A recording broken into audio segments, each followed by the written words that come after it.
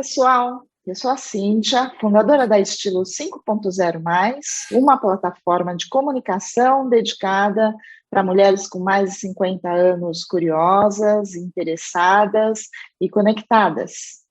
Hoje, no Pilar de Bem-Estar, a gente vai falar aqui sobre a pandemia e transtornos de estresse pós-traumático. E para isso eu tenho o prazer, novamente, de falar com a Mariângela Rossetto, psicóloga clínica há 35 anos, com mestrado na Escola Paulista de Medicina, em distúrbios da comunicação. A Mariângela também é professora titular há 30 anos das cadeiras de psicopatologia, psicologia do desenvolvimento humano e método de Rorschach. Eu sempre me confundo. Desculpa.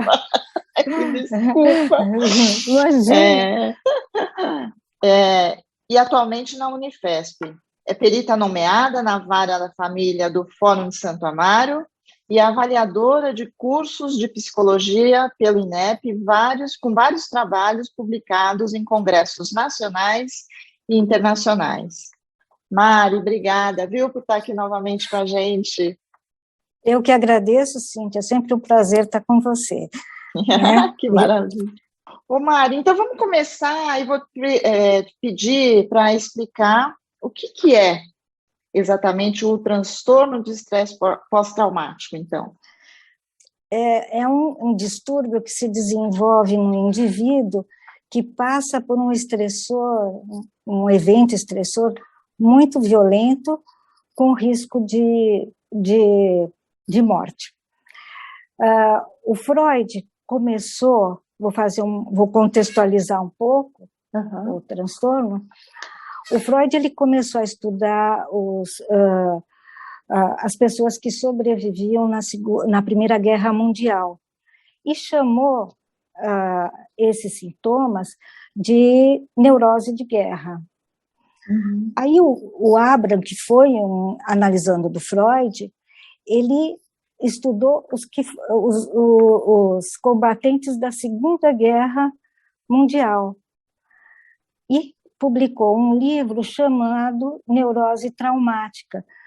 E esse livro é importante para nós porque ele embasou todo o estudo do transtorno de estresse pós-traumático no século XX, né, no século XX. Em 1970, um grupo de pesquisadores americanos, eles começaram a estudar os relatos de quem viveu em campo de concentração, os relatos de pacientes que viveram a guerra do Vietnã e de pessoas queimadas, e levantaram 27 sintomas. Aí, em 1980, baseado nesses 27 sintomas, teve estudos, nós temos um manual estatístico de transtornos mentais que embasa todo o nosso diagnóstico. E pela primeira vez, então, tiraram o termo neurose e puseram transtorno de estresse pós-traumático. Acrescentando, Cíntia, que isso não ocorre apenas na pessoa que sofre a violência, mas também quem testemunha a violência, né? E ele pode ocorrer, então, para qualquer pessoa, em diversas situações, não só de guerra, mas como catástrofes da natureza, violência urbana e doméstica, que aí nós temos muita, né? Assédio moral, assédio psicológico, e em famílias que a gente chama disfuncionais. Então, famílias que têm droga, alcoolismo, ou um dos pais com algum transtorno mental, como depressão, também transtornos de ansiedade, fobias ou psicoses até, né? Uhum.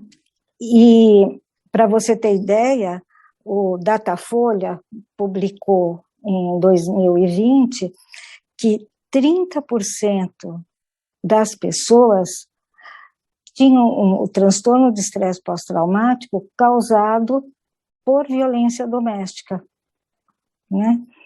E todo esse estudo, todo estudo do transtorno evoluiu muito com 3 disciplinas, com a neurociência, que avalia o funcionamento cerebral. Então, com a chegada da PET scan, nós pudemos ver como era constituído, como é o funcionamento, com maior clareza. Antes, a gente tinha que abrir o cérebro da pessoa depois que ela morria para tentar entender, muitas vezes não entendia nada, né? Com a psicopatologia do desenvolvimento, essa é a minha área, que a gente estuda as influências ambientais no desenvolvimento da pessoa. E aí, como o desenvolvimento da pessoa é do útero até a morte, né? Que a gente vai estudando.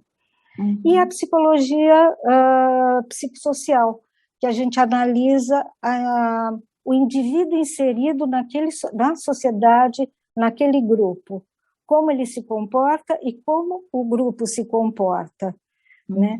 Então, essas 3 disciplinas nos deram, assim, um maior conhecimento dos transtornos traumáticos. E conhecendo, a gente pode, então, tratar. Mas ainda tem muito que estudar, muito. Né? E quais são os sintomas mais comuns, assim, que as pessoas têm nesse tipo de transtorno? A revivência do trauma, apatia, ela fica totalmente sem interesses por nada, não demonstra afeto, não demonstra preocupação com o outro, fica com desesperança, não tem esperança nenhuma, e um negativismo muito grande, tem reações exageradas diante de um estímulo, por exemplo, bate uma porta, ela grita, ela pula, ela se assusta muito facilmente, e tem a invasão de cenas do trauma, que a gente chama de efeito flashback, né? O humor depressivo, crises de pânico, terror noturno ou pesadelo, né, que acaba quase sendo a mesma coisa, né? Por isso elas tentam não dormir, de medo de ter esses sonhos, e aí piora a situação. Tem agitação, automutilação, crises de pânico, acho que eu já falei, né? Agressão e pensamentos suicidas. Né? Você pode não ter 1 ou 2 desses sintomas, mas a pessoa reage assim. A Edith Eger,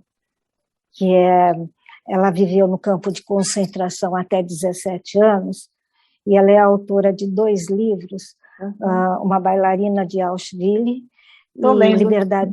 Você está lendo? Estou lendo A Bailarina de Auschwitz. É triste, né? Nossa. Depois lê o outro dela, que a liberdade é uma escolha. É muito bonito.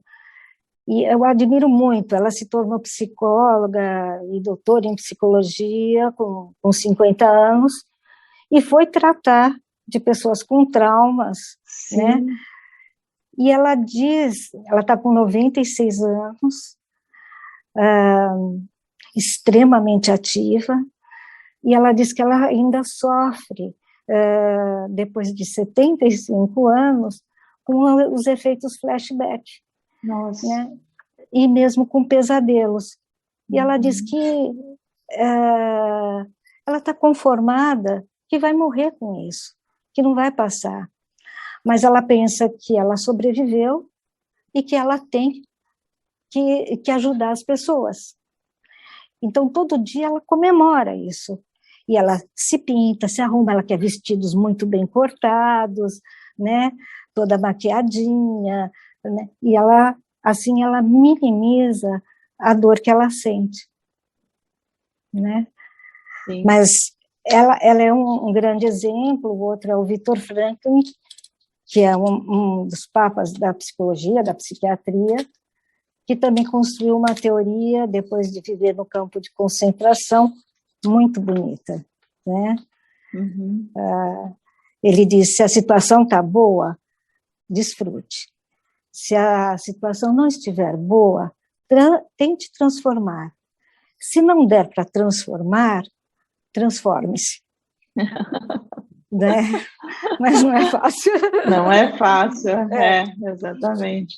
Mas eu acho que é muito genuíno quando você escuta de pessoas como eles, né, que sofreram efetivamente, né, vivenciaram e conseguiram se transformar, né? Não, até eu vou falar dessas pessoas um pouquinho mais lá para frente, porque é o que a gente tá estudando, como existem pessoas resilientes, né? Uhum. Que transformam a dor, que ainda não passou, não curou, mas são capazes de transformar essa dor e criar uma luta. Exatamente, né? Em combustível, né? Numa coisa positiva, né? É muito legal. Impressionante. Então, aí, você até citou aí algum dado da Folha, né? Realmente, os veículos, eles têm, e órgãos também de saúde, têm noticiado muito que a pandemia aumentou o número de estresse, você mesmo deve estar sentindo na sua profissão. Então, essa coisa da pandemia, né? O que é esse efeito, né? Ele funciona como um gatilho? E você tem algum indicador, assim, para dar? Olha, Cíntia, a pandemia chegou de repente, né? Então, você estava trabalhando num dia e no dia seguinte você foi obrigado a ficar na sua bolha, com a sua família, sem poder sair de casa. Virou um pânico mundial e não tínhamos remédios, né, para isso. Isso que causou uma grande angústia em todo mundo. Uhum. Tudo fechado, as ruas todas vazias, parecia um cenário de guerra. Uhum. E as notícias na televisão assustavam muito. Nós víamos hospitais que não tinham equipamento, não tinha lugar, as valas abertas para enterrar os mortos, né? E aquilo era o dia inteiro, aquele massacre era o dia inteiro. E a gente também procurava informação, né? Porque você podia desligar a televisão, mas a gente queria informação. O que eu vou fazer? Uhum. Isso nos afastou também de pessoas queridas, como os pais, né? Que a gente tinha medo de ir e transmitir para eles mais velhos, de amigos. Uhum. E a mulher, então, ficou muito sobrecarregada, porque além do trabalho dela online, ela tinha o trabalho de casa e ajudar o filho na lição de casa, porque criança em aula online não fica atenta, é horrível até para o adulto, né? Quanto mais para uma criança. Para você ter ideia, tem um dado aqui, em 8 de abril do ano passado, quer dizer, nem um ano, nós batemos o recorde de morte com 4.300 pessoas por dia. Uhum. Então, as pessoas ficavam pensando, e se acontecer com alguém que eu amo? Sim. E se acontecer comigo? Uhum. E nós, da área da saúde, sentimos muito que depois do evento em Manaus, ocorreu maior desespero. Porque ali as pessoas estavam morrendo sem equipamento, estavam morrendo asfixiadas, né? Logo depois, quando chega a vacina, houve tanta polêmica que a vacina mudava o DNA, que a vacina deixava a pessoa X, Y, Z, e a indicação de remédios ineficazes que faziam as pessoas correr para a compra desses remédios com a esperança de que desse certo. Então, isso colaborou bastante com o trauma. E ainda nós temos pessoas que estão com trauma de sair de casa. Eu vejo, às vezes, no elevador do consultório, pessoas entrarem com a mão levantada, para não encostar em nada, né? Para você ver como afetou as pessoas, né? A Fiocruz e também ONU, eles publicaram que de 1/3 a metade da população mundial desenvolveram transtornos mentais pós-pandemia. Nossa. Mas eu não sei se a gente pode falar em pós-pandemia, porque agora está surgindo a Omicron, H3N2, né? Então, unindo com uma situação, vou especificar mais o Brasil, uma situação de alta inflação, desempregos, catástrofes terríveis, como ocorreu em Minas. Em Minas, né? Isso ativa mais, tanto que as pessoas se perguntando, isso não vai passar nunca? Nós vamos ter que conviver com isso, tomar vacina todo mês, né? Mas nem isso nós sabemos, a ciência está indo, né? Nós não sabemos a extensão. E, aliado a isso, nós temos os sintomas psiquiátricos que se desenvolvem através da... são sequelas da Covid, né? Que se desenvolve pela infecção que o vírus causa no sistema nervoso central. Então, se não bastasse o meio ambiente, nós ainda temos esse prejuízo, né? O Instituto Ipsos, que é o terceiro melhor fundado na França de pesquisa, eles fizeram pesquisa em 30 países. E a pergunta era, sua saúde mental está melhor ou não, né? No Brasil, 53% respondeu que estava muito ruim, né? E o Brasil só ficou abaixo da Itália, da Hungria e da Turquia. Nossa. Né? Então, é um número bastante elevado mesmo. Mas quem mais, eu acho que sofreu também com a pandemia foram os médicos. Né? Médicos, o profissional da saúde da linha de frente. Sim, sim. Porque eles viam um número elevado de pacientes, levando eles à exaustão. Os hospitais funcionando como hospital de guerra. Eles perdendo muito paciente e perdendo colegas também. Então, tem uma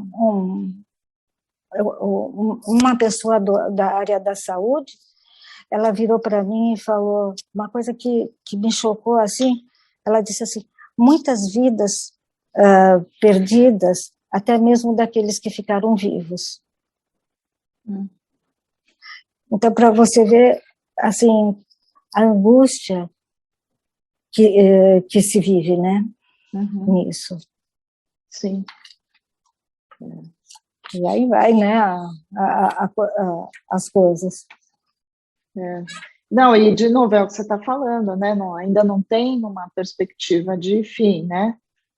A gente está no meio ainda, né, dessa confusão toda da pandemia, então, de fato, não é fácil.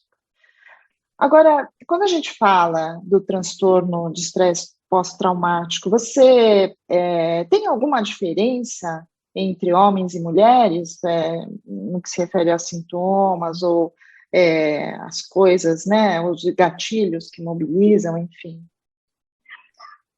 Ele está muito mais presente na mulher do que no homem, né? Em cada um homem tem 2 mulheres com transtorno, o dobro. Mas a mulher ela está sujeita a desenvolver mais transtornos mentais que o homem. Isso por uma questão genética, por alterações hormonais, por discriminações, por violência doméstica e também pela cobrança que se faz ainda na sociedade. Tem um livro que ainda não saiu em português, deixa eu pegar aqui, de Autoridade Cap,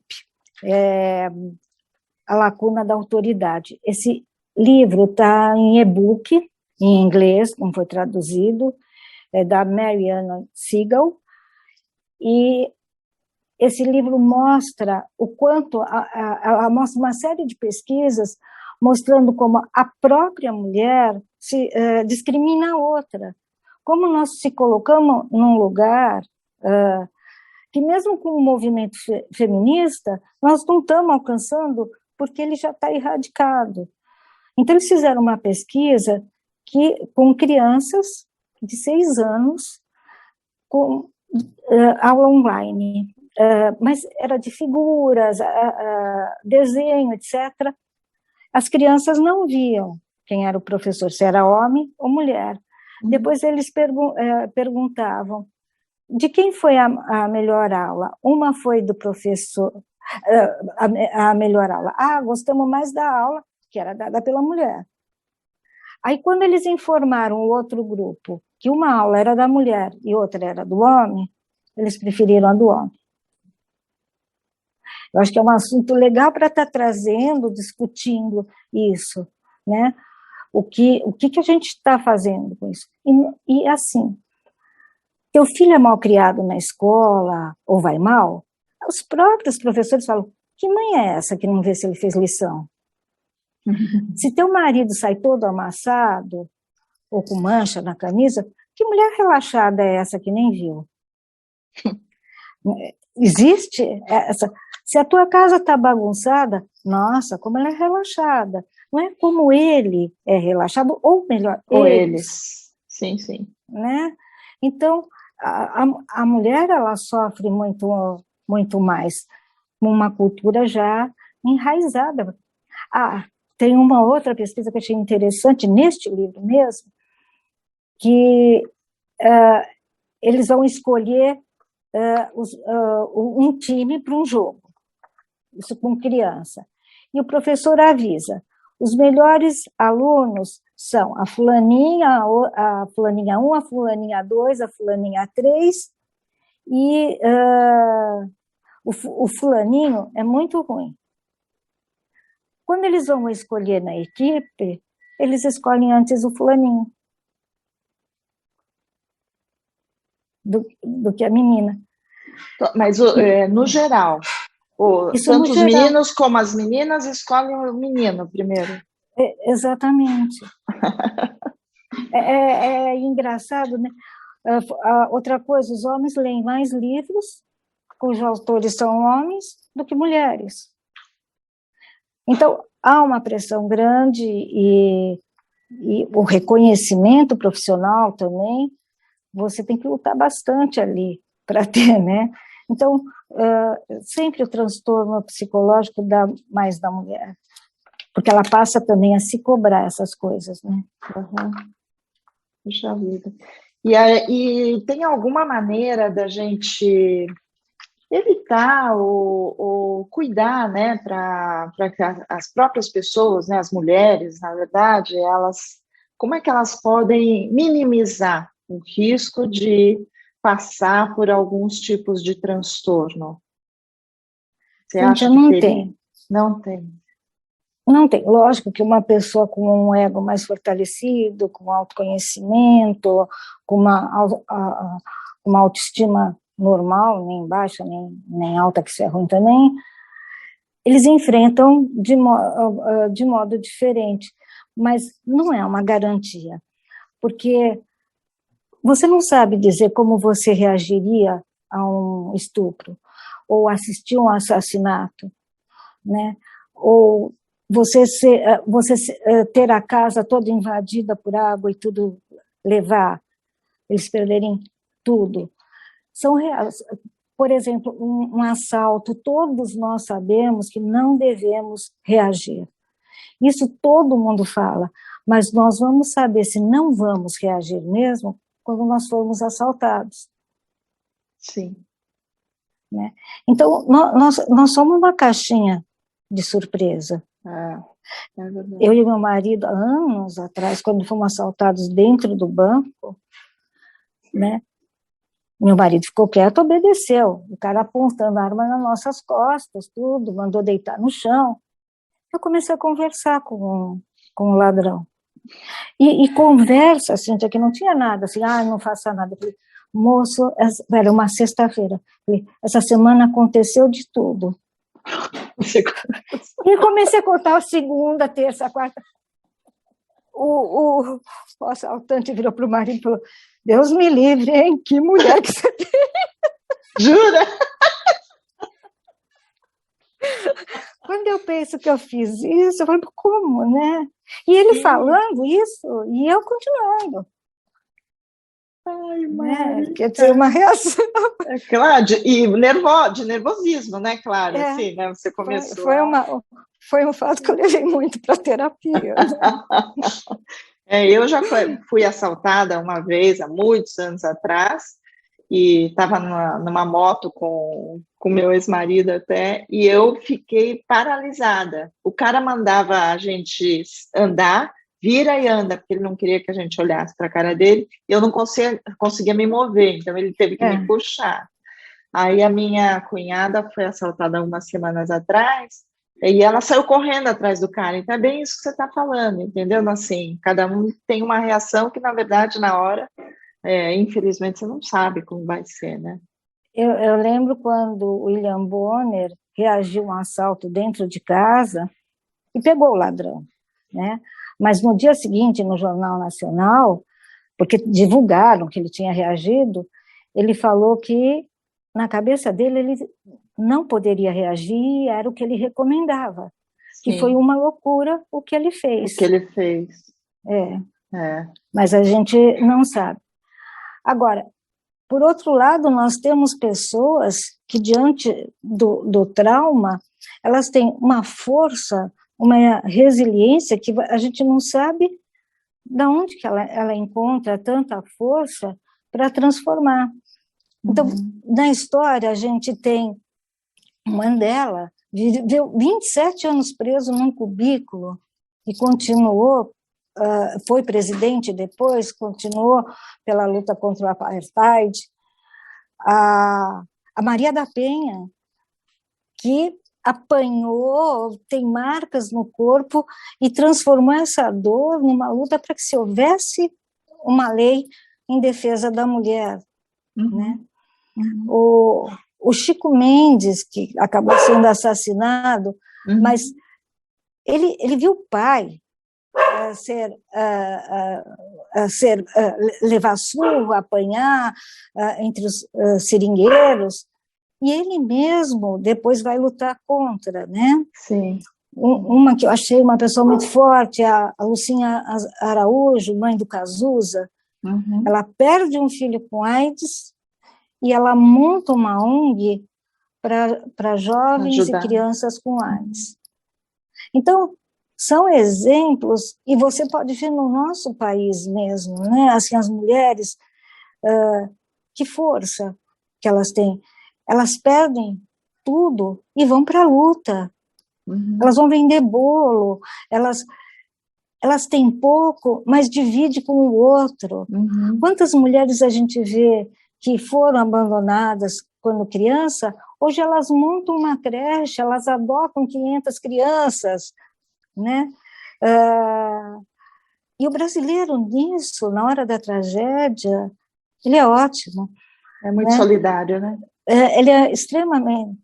Em Brumadinho, uma pesquisadora disse que, depois da catástrofe, tinha mais gente querendo ajudar do que as soterradas. Né? Então, esse lado do ser humano é bom, né? Com certeza. Com certeza. Eu acho fantástico. Tem aqueles que nasceram mesmo para ser humano, tem outros que nasceram mesmo para ser usurpadores, né? Porque é bonito de ver essa solidariedade, né?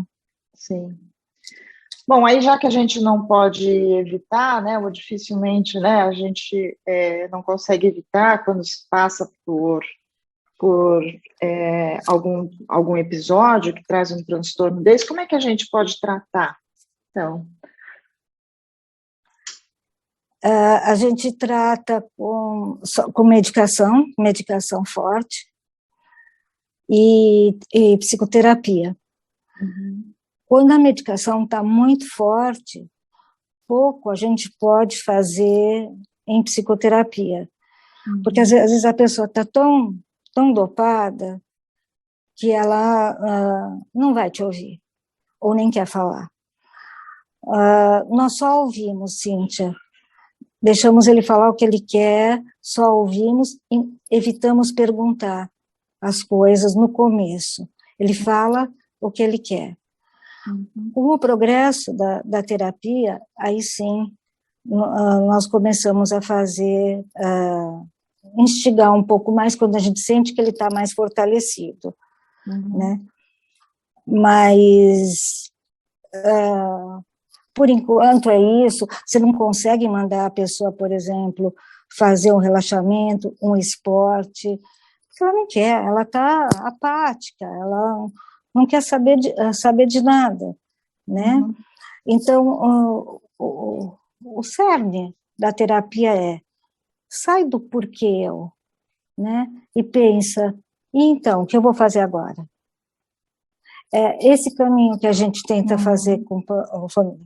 Então, e agora? Né? O que você pode fazer? Tem pessoas fantásticas que falam, é bem aquele ditado, né? Eu não posso lutar contra a água, né? Mas eu posso ajeitar as velas para elas chegarem no meu destino, né?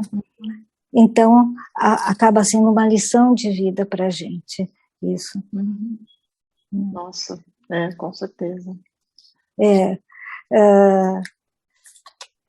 Mas o ser humano, ele nos surpreende, né, Cíntia, assim, nas reações.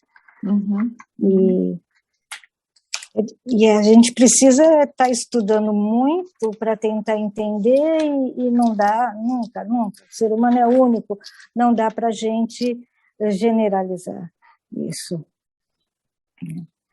Mas, lamentavelmente, não tem como evitar. Não. A gente não sabe o que pode acontecer. Muito bem. Puxa vida. Mari, você quer acrescentar mais alguma coisa? A gente chegou hoje ao final do nosso bate-papo, que não tenho mais perguntas, diria. O que eu acho assim é fundamental a gente se fortalecer com leituras, com selecionar o que você assiste. Lógico, nós temos que assistir um jornal para estar inserido numa realidade, mas não assiste o dia inteiro, né?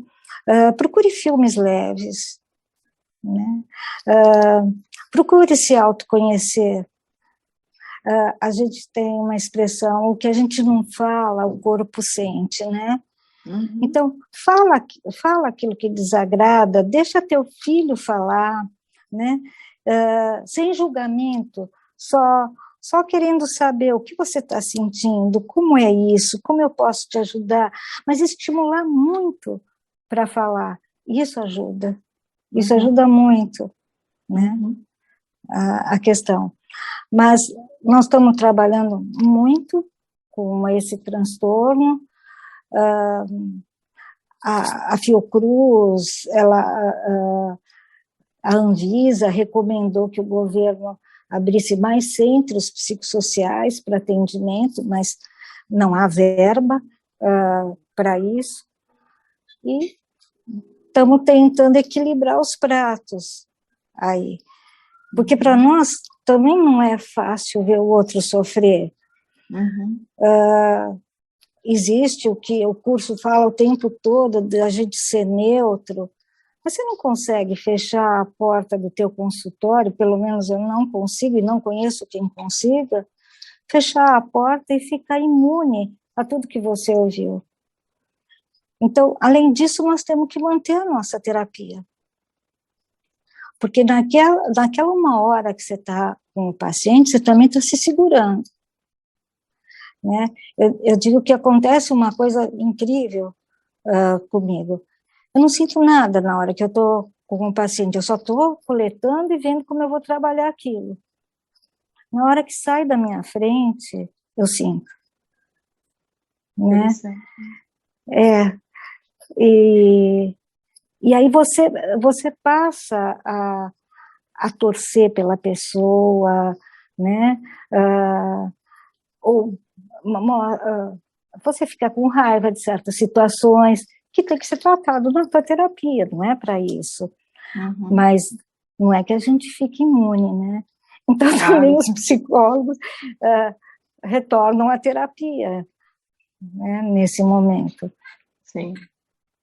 É fundamental, até para não ocorrer contaminações, ou a gente levar para casa esse problema, assustando todo mundo, né? Com certeza.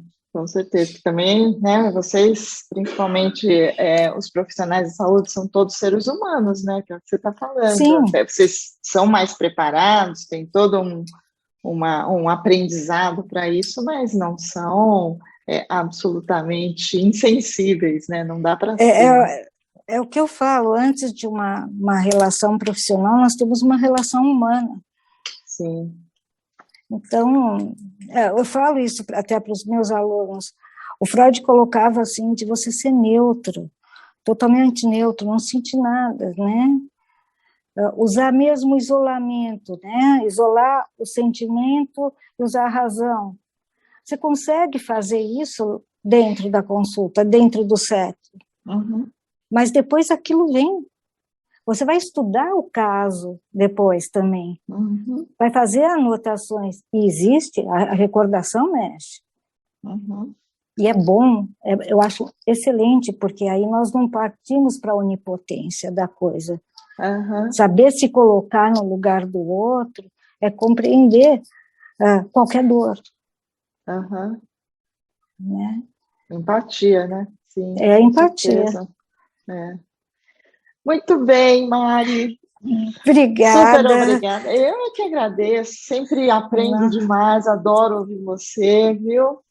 Obrigada. Mas lê depois o livro da Edith, A Liberdade é uma Conquista. Vou ler, vou deixar também aqui as sugestões, se você puder. O Vitor também tem livro, não? Que você comentou? Você falou da Edith, tem?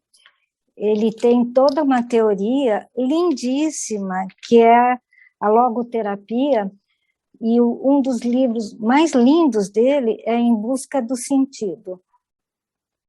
Uhum. Porque ele trabalha o tempo todo de você buscar sentido naquilo que você faz. Tá bom, maravilha. Qual é o teu sentido de vida? Né? Todos nós temos, às vezes não sabemos, não achamos. Uhum. Eu vou colocar o do Viktor Franklin também, o da Edith, e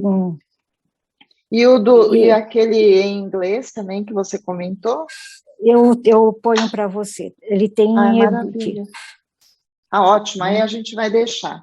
Então, aqui as dicas para quem quiser. Ótimo, tá bom. Eu te mando, tá bom? Tá bom. Mari, brigadão, viu, por hoje. Imagina, foi um prazer estar aqui de novo com você. Tá bom. E parabéns pelo sucesso que você tá tendo. Imagina! Obrigada! Não, estão comentando bastante que ótimo. Das entrevistas. Que bom, que bom.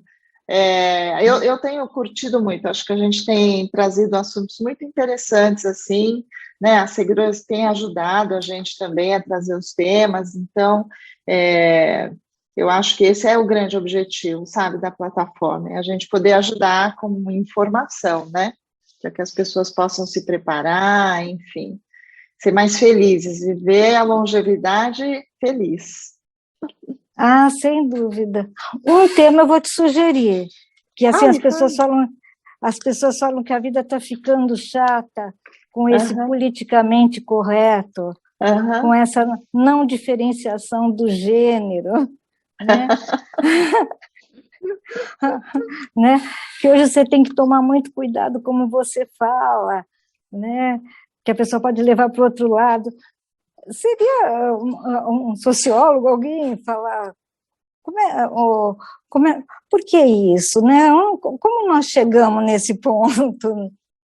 Maravilha, e é um tema interessante mesmo, vamos trazer, porque eu acho que principalmente na geração dos 50 a mais, para a gente é ainda mais confuso, né? Às vezes são palavras simples que a gente usava no vocabulário e tal, que hoje a gente tem que pensar, porque simplesmente aquela palavra pode eventualmente ofender alguém de uma geração diferente, né?